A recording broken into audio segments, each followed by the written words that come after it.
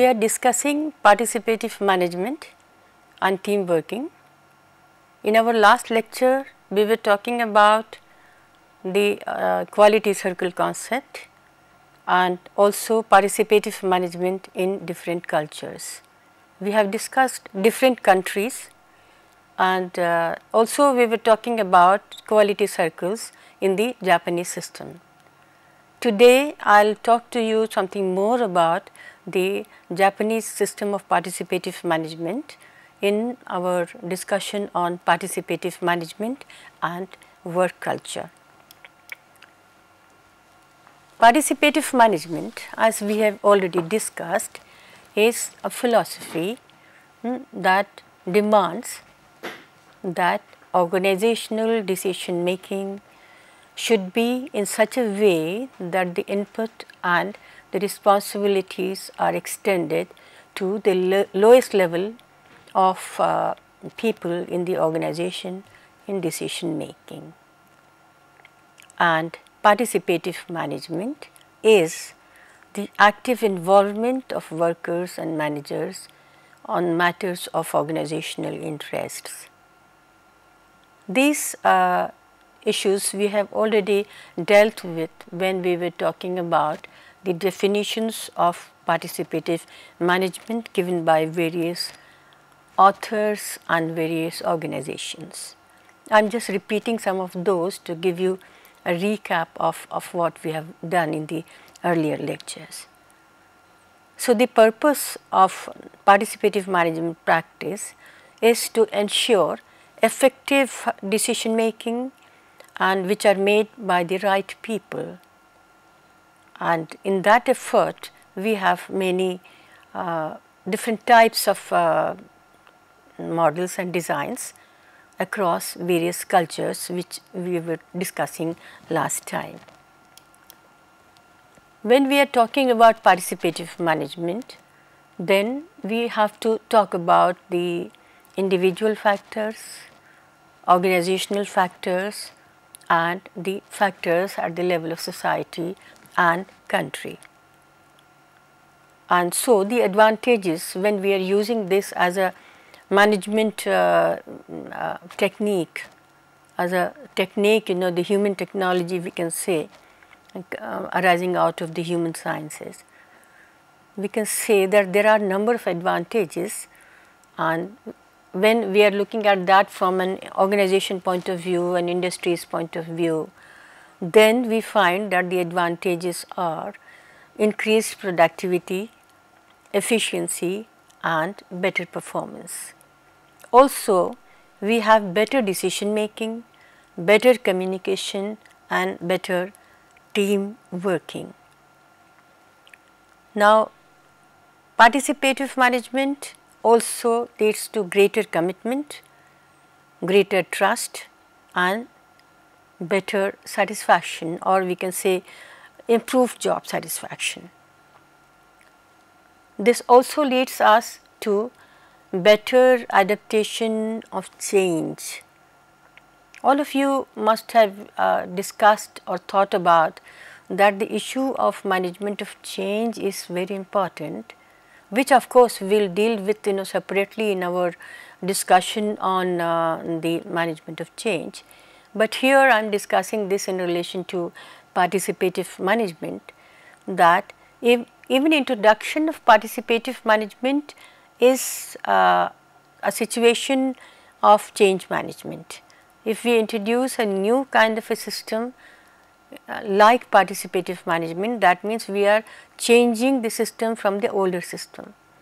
If we are using participative management as a technique for managing any kind of a system, whether it is a technological system or any kind of a economic system or social or socio-cultural system, obviously there is some resistance.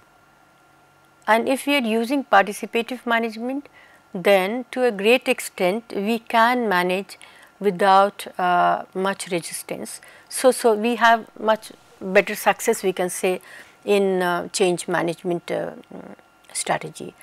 So we are talking about faster adaptation to change, because we have no choice. We have to manage the situations for the change in this fast moving world, and every day a new idea comes, a new technology comes, new people come, new systems come, and new cultures, the cultures get mixed up with each other. So, if we are talking about the process of change, participation gives us great ease in that.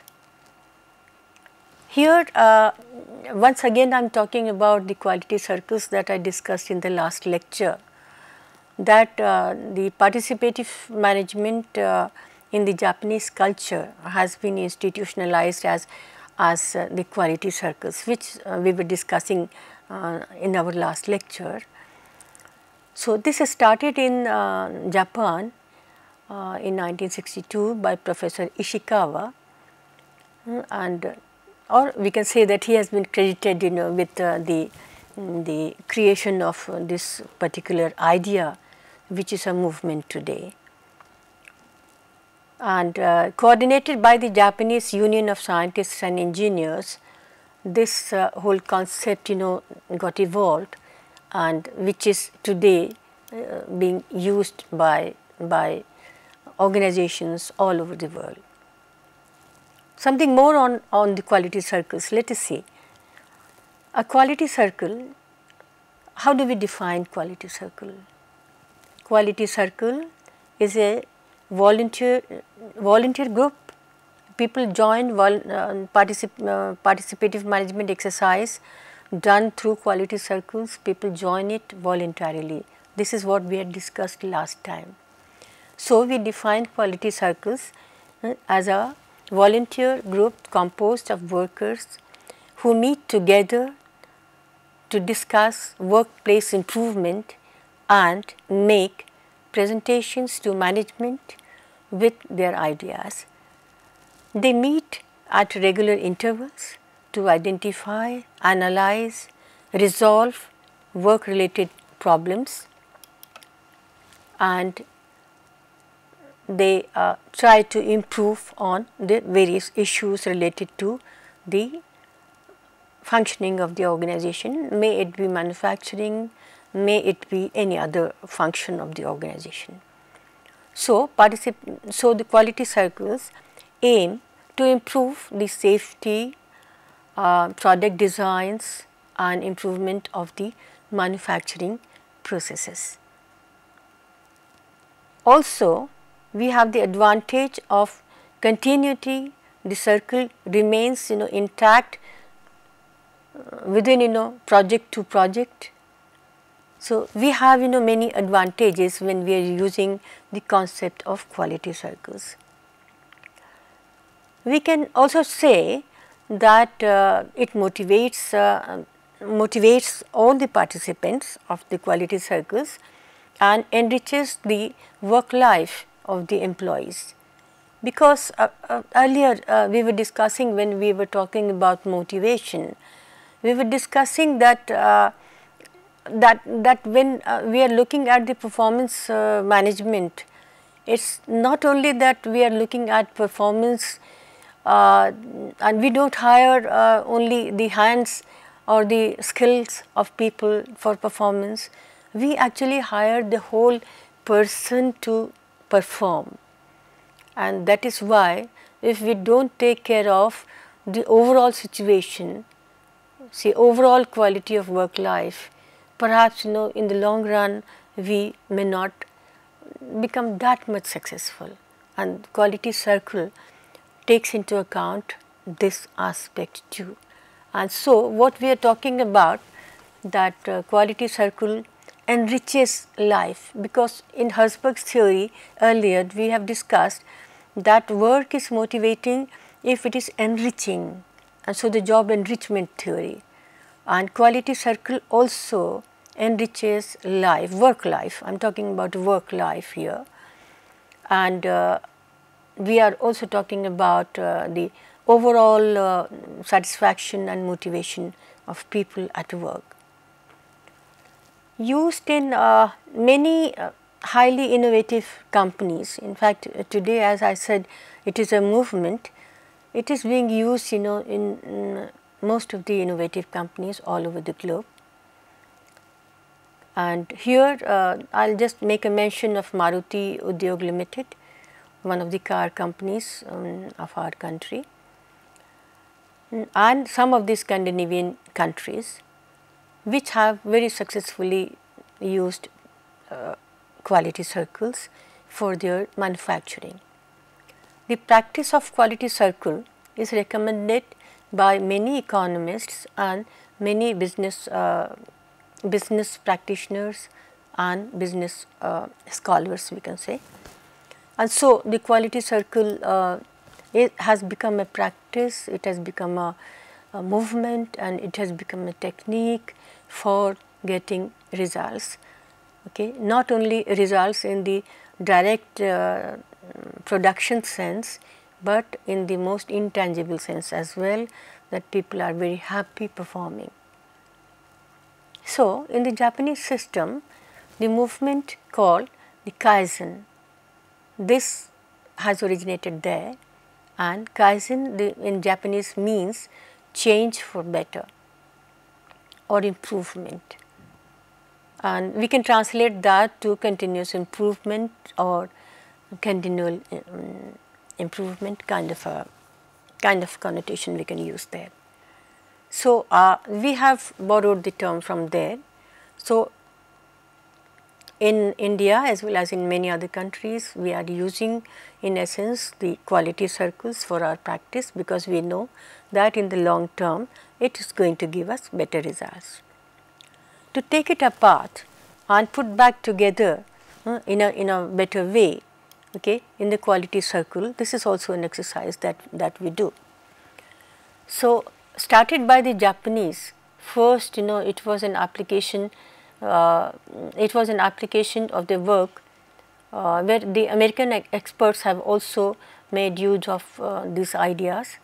For example, Taylor, Frank, Gilbert, and many others, okay, in the department of training, they have used these concepts. We have discussed these theories in the earlier part of our course, even though at that time we were not talking about the word quality circles, but that idea was perhaps there.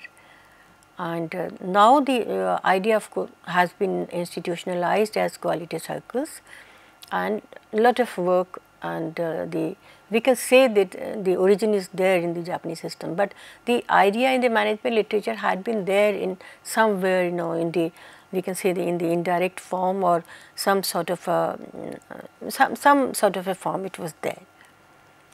So, the Kaizen, coming back to that, Kaizen must operate with 3 principles, and these principles are process and result, systematic thinking, and we are involving perhaps people. So, non-blaming, we can say that, involving people and really appreciating the innovative ideas, and with open mind, open heart, we accept the new ideas. So, we do not blame anyone for any kind of a bad performance or anything of that kind. So, the goal of Kaizen, this includes the elimination of waste, if that is we are talking about the industrial organization, and what are the actual outcomes, the productivity in terms of various parameters.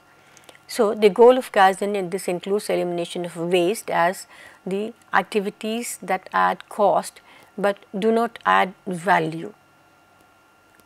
So, we are talking about the that kind of a design of a system, okay. Just in time delivery, standardization of work, then pace moving lines, right sized equipment, some of the aspects of the work designs.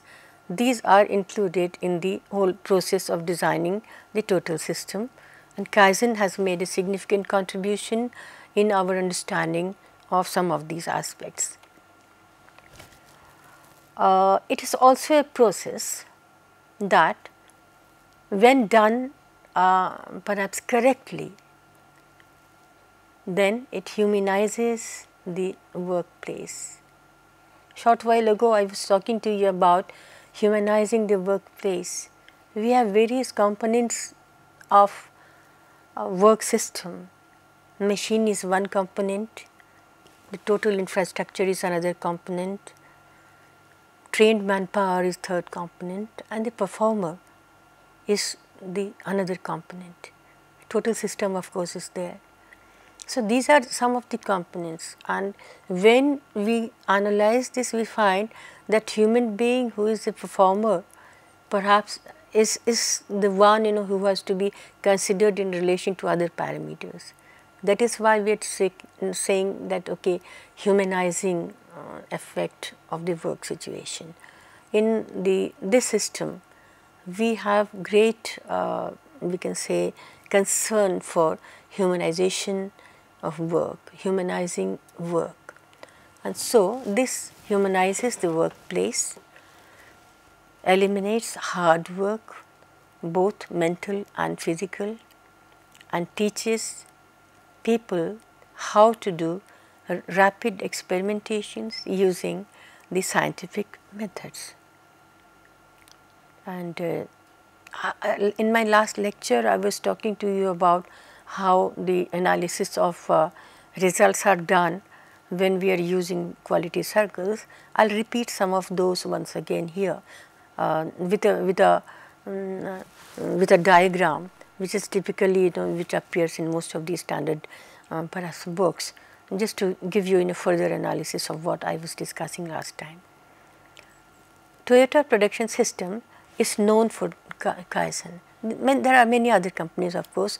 Do not take it that if I am naming a particular company that is the only company which uses quality circles or this movement. In fact, there are many companies. Just for the sake of teaching I have picked up one or two, but if you open books which are appearing in this field, or if you perhaps read that from some websites, or if you have another teacher discussing that, you will find the similar things perhaps appearing there. Maybe only the examples and the case studies may be different. So, so for the purpose of teaching I have chosen a few. There are many more available.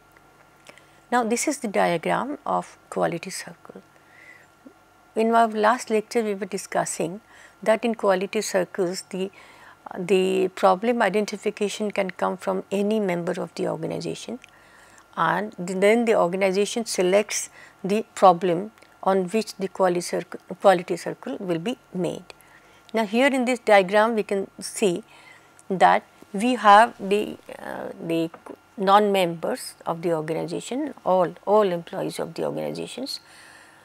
Then they give us the suggestions, and after that then handful of people they become the members of a particular quality circle which the management perhaps has chosen, that okay, we will have 1, 2, 3, 4, 10 quality circles working at this particular time. So, all the members, those who choose to become part of one particular quality circle, they are then the members. Let me use this. So, you have the non-members, then you have the members, okay, and then comes the leader, okay, and after that you have the facilitator, you have the steering committee, and then you have the final management input coming here. So, you can see that from the workers, so this is the group of all workers, those who are there, and if there are say 10 quality circles functioning at a particular time, not all of them will be participating, but few of them may participate in 1, some in 2, 3, 4, 5, because the selection is voluntary. Once you become member of a particular quality circle, that means 10 such quality circles will be functioning at a particular time.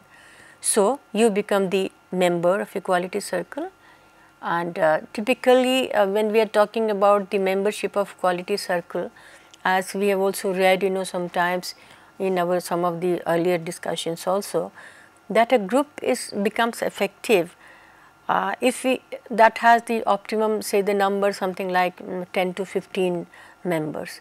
If you have larger than 15, perhaps then we may not have the face to face contact, so much interaction is not there. Many of the committees in which we may have 50 or 100 people, perhaps the end result is not that effective. So, based on some of the earlier researches, in the design of quality circle suggests that we should have say 10 to 15 members in a quality circle. So, if you have 10 quality circles or maybe more, I mean I am just taking 10 as a just ad hoc number. So, you have 10 to 15 members, they meet regularly and they discuss the issues related to that particular concept and the objective with which that quality circle has been made.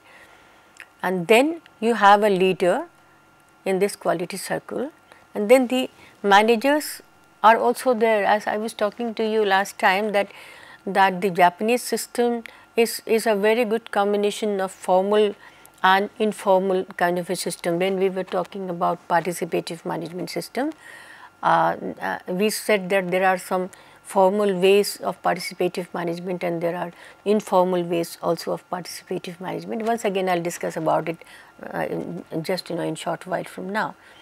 So, then here you see that here is a manager who is a facilitator, then the steering committee and then top management.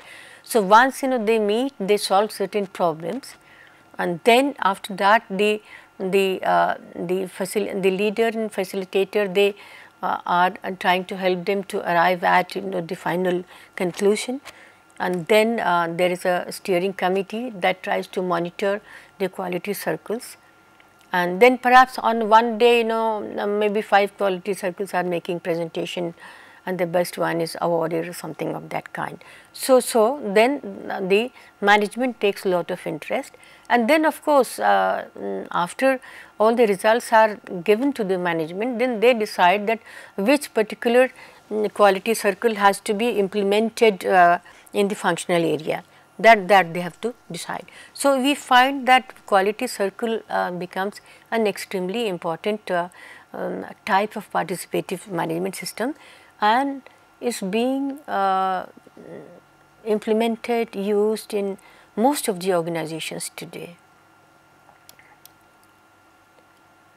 Now, the impact of quality circles, as we can see from our earlier discussion, last lectures and today's, that the problem there is a reduction of material wastage in the production shop and shop floor. See, these examples I am taking because we are talking about suppose if in our mind we have the production organizations like the manufacturing organization or a textile unit or something of that kind, where any kind of production that we are doing, if there is a lot of wastage, that means it increases inefficiency.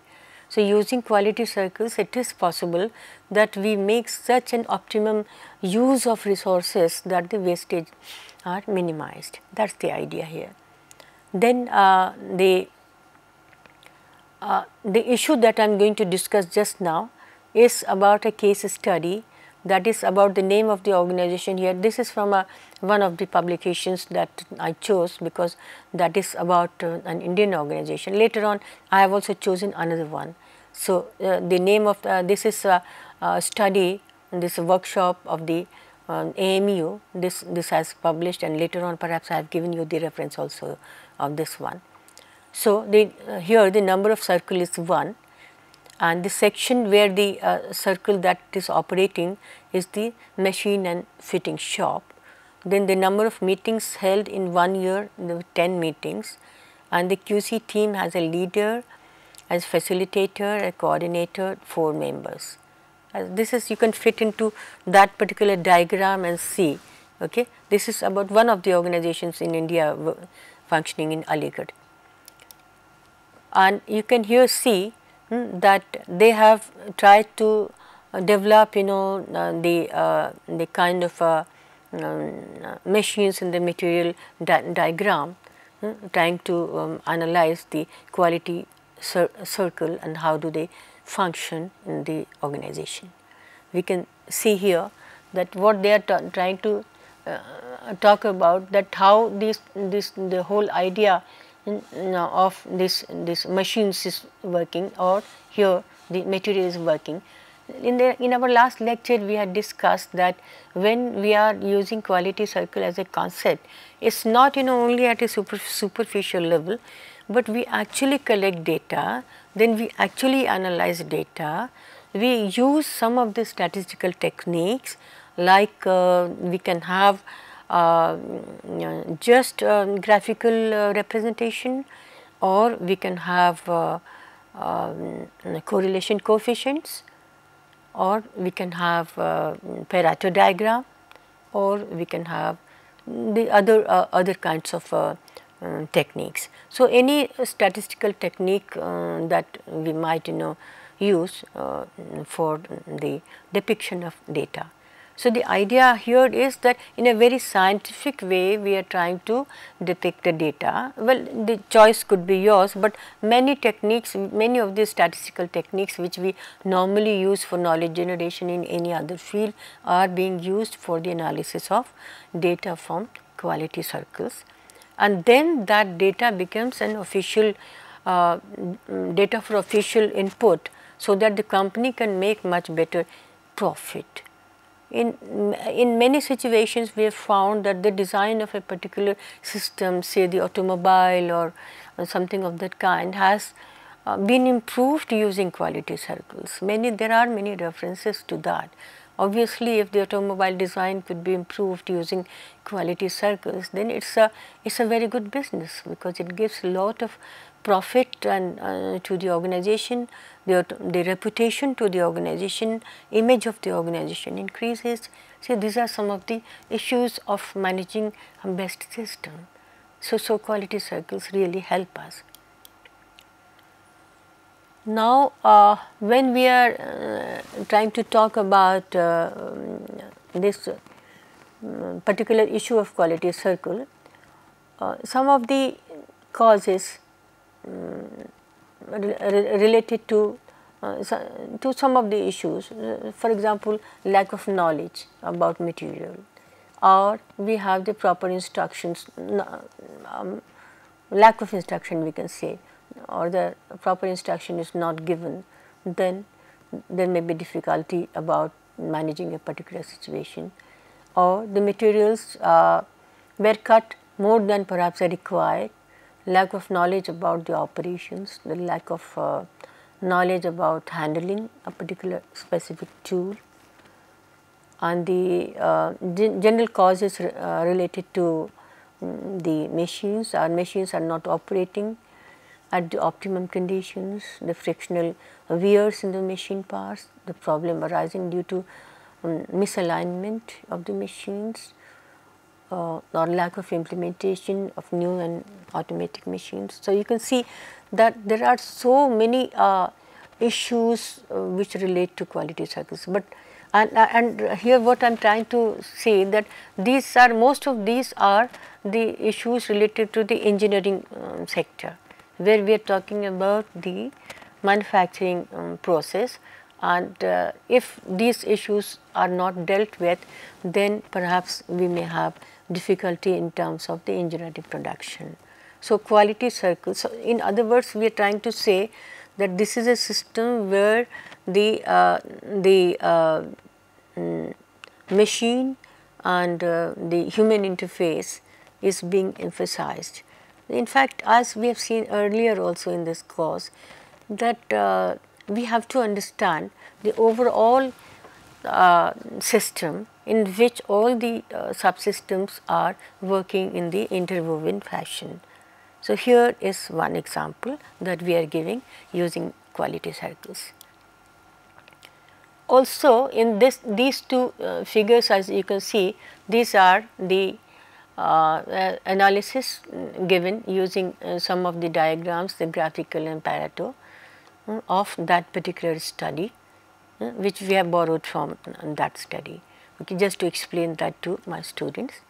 So, you can see that how scientific is the presentation of quality circles. Maybe some of you can note down some of these points if you are wanting to do that. So, I'm just showing you this, but next I'm going to give you also the reference of this. So, if you want, you can also go to that. You can see in the way we have drawn the graphs, the pie diagrams. Okay, all of you know about it, but then these are also being used, in such subjects. Maybe sometimes you have never paid attention to that. So, that's the idea here. And so, what also we have to understand that causes related to some of these methods. No proper inspection in this particular study, no proper inspection of machine shop after the material has been issued from the store. All of you know that the system, how the system works. You have a store, you have a machine shop, and then you have an inspection department, okay, and they have to work with great coordination. If they aren't working with that, then there will be difficulty. So, here one of the causes that in this particular study they have found that perhaps there is lack of coordination. Then no proper care has been taken for the materials. Then the lack of knowledge of improving the existing method of production, and the causes related to material, they relate to that no proper inspection, as we were discussing. The material dimension is important. This is before inspection. We have not matched the material and perhaps machining and other things. Okay, so we perhaps they could have had one quality circle and inspecting that, then the report would have come, and then the results of that could have been input for another manufacturing process or yet another quality circle. We can say that is also possible. Okay, that inputs of some quality circles may be taken as output of one particular quality circle may be taken as an input for a new quality circle. Are you getting that? Okay. So it's not that one quality circle is an end in itself. It generates new ideas, new exercises, new data, and then you can feed that into a new circle, and then you can solve another problem. That's the idea I am trying to take about. Okay. Now, also the materials obtained and having the required composition, that's also very important. So, from here I bring you to another case study or another example, that is of Maruti Udyog Limited. I had also mentioned about Maruti Udyog sometime short while from now. In Maruti Udyog Limited, we know that the car manufacturing company, we have already started discussing that earlier. Okay, this was established in 1981 through an act of parliament, and to meet the growing demand of the personal personal mode of transport caused by lack of an inefficient, perhaps someone has written it that way. It's not necessary, but there is a need, the social need. We need personal transport. So perhaps that is why this was introduced. But now today, when I am talking to you about, there are many other companies which are manufacturing automobiles for the personal need of people. Okay. So that started as a joint venture, and the agreement was signed between Government of India and Suzuki Motor Company, okay, in 1982. And all this information is available in many of the websites, the website of the company, and many other places. Okay, this is just to give you some kind of a scenario. I just mentioned that. Okay, but you can get much more information on this if you go to some other sources. So the objectives of this company and that time was the modernization of Indian automobile industry. At that time we did not have many of the automobile companies, and so that was the modernization was one objective, production of fuel efficient vehicles, and production of large number of motor vehicles, which was necessary for our economic growth. And even today you can see that we have the Maruti company as one of the leading manufacturers. Well, but now today the scenario has changed and we have many others. Why I am talking about this is to say that because of the background, the cultural background, the kind of a system they have developed, we have also borrowed some of the we can say the issues or some of the cultural setups that we have there in their organizations, like quality circles.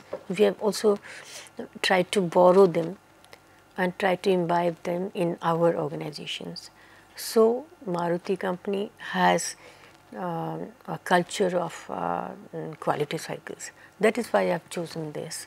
Okay. But many other companies are also doing that.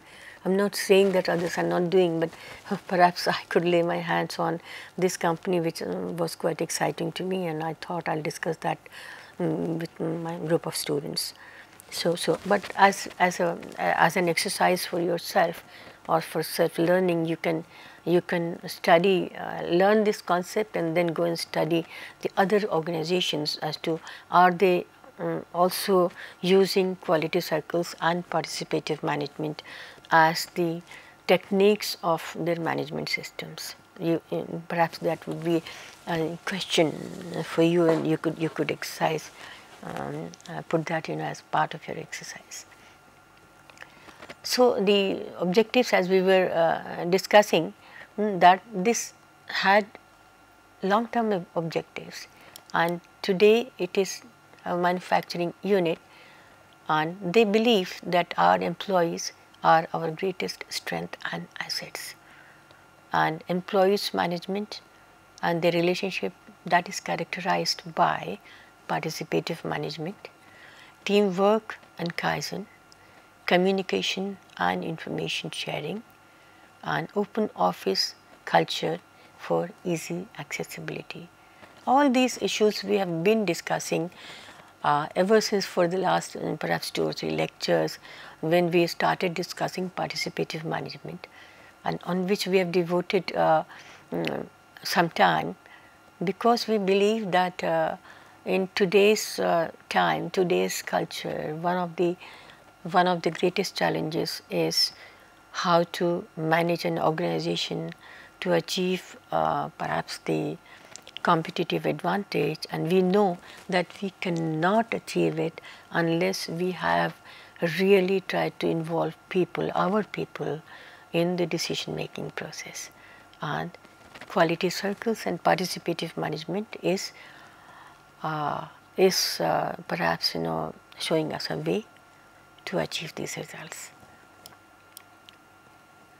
Now, further on this issue, let us see that this organization has a well defined organizational structure, and they have a flat structure, organizational structure. If you would recollect that in our chapter on organizations, we were talking about a tall structure and a flat structure. You can say in a flat structure, the levels of hierarchy are much lesser. But if you have a tall structure, level of hierarchy, you can see that there are too many levels of hierarchy. So, they have a flat structure, and there are 3 levels, we can say, the board of directors, division heads, department heads, okay, and there is a cooperative working style, and participative managements are techniques are learned from the other cultures like the Japanese culture, okay, and being practiced in the organization. So, when we come to discuss the quality circles and participative management, we find that we cannot achieve this unless we have understood the team working process, and because teams are very important for success of participative management, for that matter success of any organization. So, in a few lectures now, just few minutes, I am going to discuss with you about the team building and participative management. And let us very briefly look at, earlier also perhaps I have discussed with you what is the meaning of a team and how a team is made, but once again let me repeat that section. Teams, we all know about the groups, and we are talking about here teams. So, we make a distinction between teams and groups, which we have done earlier sometimes also. And so, team building, so I will not repeat that distinction once again. Let me just go to the team building itself. Team building utilizes high interaction group activities and increases trust and openness among the team members, and it involves team building typically in every organization, which includes goal setting, development of interpersonal relations, role analysis, responsibility, employee involvement, participation at work. So, we find that team building is an important aspect of participative management, and there could be many types of teams, but here we are talking about problem solving teams, self managed teams and cross functional teams.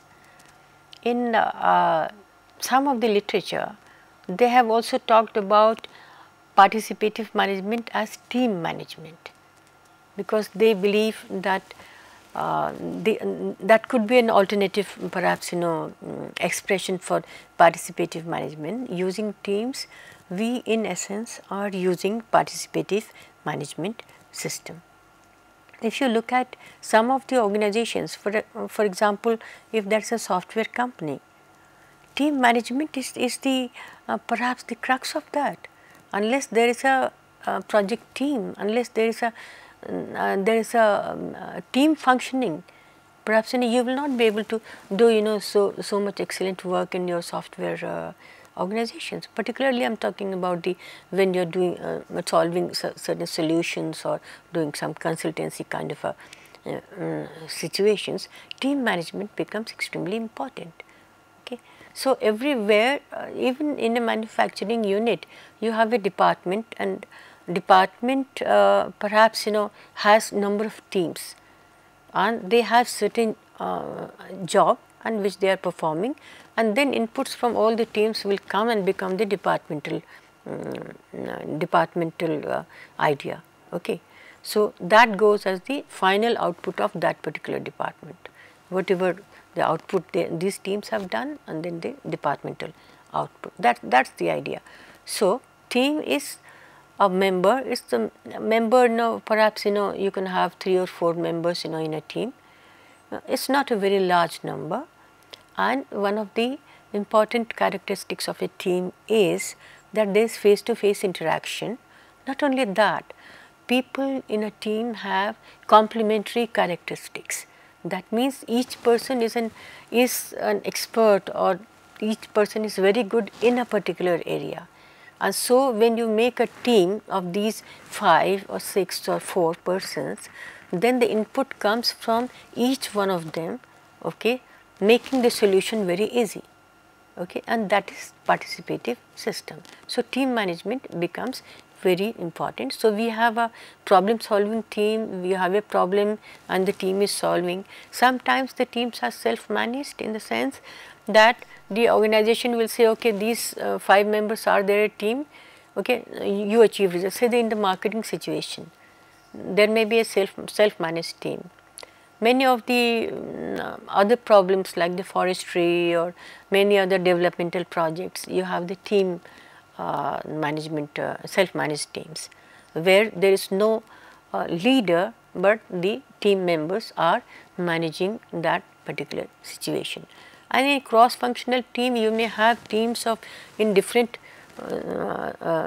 functions, and then eventually you will find that they will have their outputs to actually come to a final conclusion. So, this brings us to the idea of team management and how high performing teams are functioning, and how high performing teams, as you can see, are characterized by integrity, competence, consistency, loyalty, openness, and these will lead to the idea of trust, because in team the whole idea of trust is extremely important. This we have discussed earlier as well. So, we have seen that in our whole exercise of participative management, we have to have very good team functioning also.